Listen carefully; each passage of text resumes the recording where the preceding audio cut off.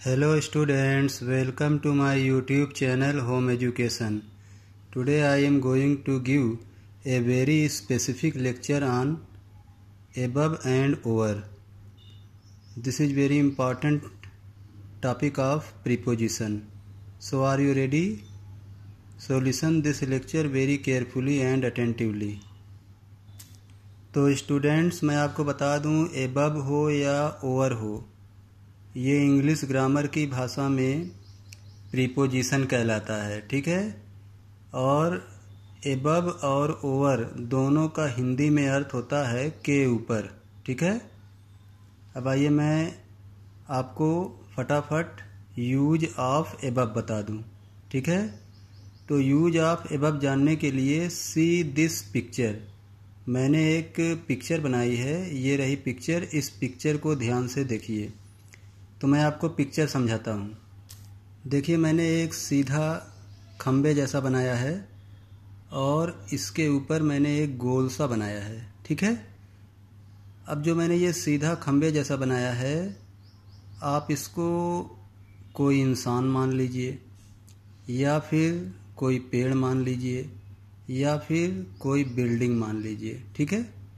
इंसान, पेड़ या बिल्डिंग आप मान लीजिए, ठीक है। अब आप इसके ऊपर क्या देख रहे हैं, एक गोले जैसा। इसको आप चांद मान लीजिए, मून, या इसको आप सन मान लीजिए, सूरज, ठीक है। मून या सन दोनों में से आप कुछ भी मान सकते हैं, ठीक है। तो आप देख रहे हैं कि अगर ये पेड़ है तो इस पेड़ के ठीक ऊपर चांद है, या अगर ये बिल्डिंग है तो इस बिल्डिंग के ठीक ऊपर सूरज है, या अगर ये इंसान है तो इस इंसान के ठीक ऊपर चांद है या सूरज है, ठीक है। कुछ भी है। अब मैं आपको एग्जाम्पल के द्वारा समझाना चाहता हूँ, ध्यान से सुनिए। एग्जाम्पल 1 देखिए। The moon is above her head, चंद्रमा उसके सर के ठीक ऊपर है, या चंद्रमा उसके सर के ऊपर है। मान लीजिए ये कोई लड़की है, इसके ठीक सर के ऊपर क्या है, चंद्रमा है। The moon is above her head, चंद्रमा या चांद उसके सर के ठीक ऊपर है, ठीक है।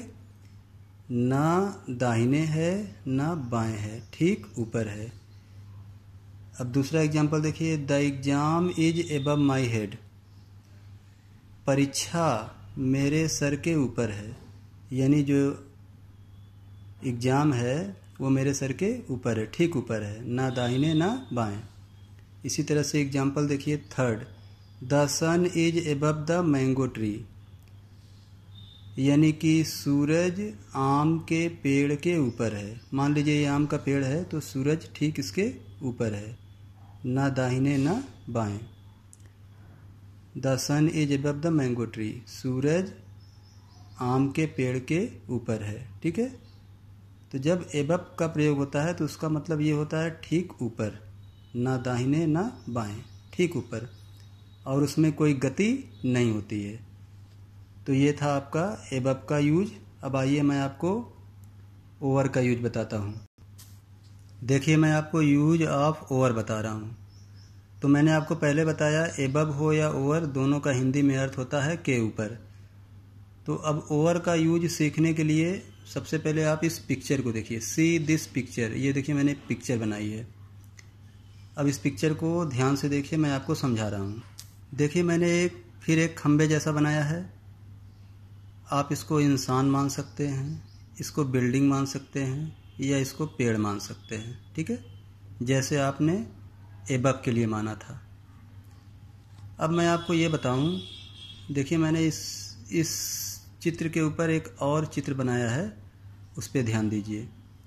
क्या फिगर बनाया है? मैंने ये बनाया कि लेफ्ट से राइट की ओर कुछ भी जाता हुआ दिख रहा है।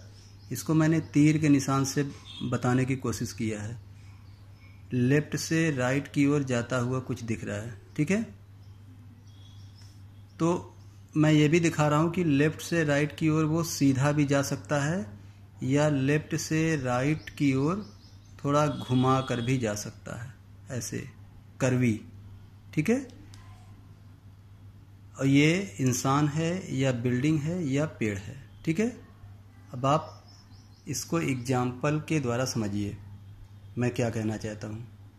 देखिए एग्जाम्पल 1, ए helicopter flew over his head.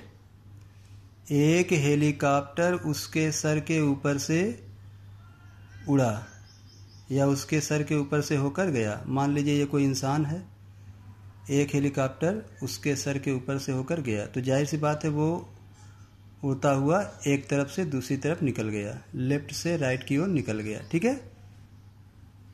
ऐसा भी हो सकता है कि वो राइट से लेफ्ट की ओर भी जा सकता है, ठीक है। ऐसा कोई कसम नहीं खाना है कि आपका लेफ्ट से राइट ही जाए, राइट से भी लेफ्ट भी जा सकता है, ठीक है।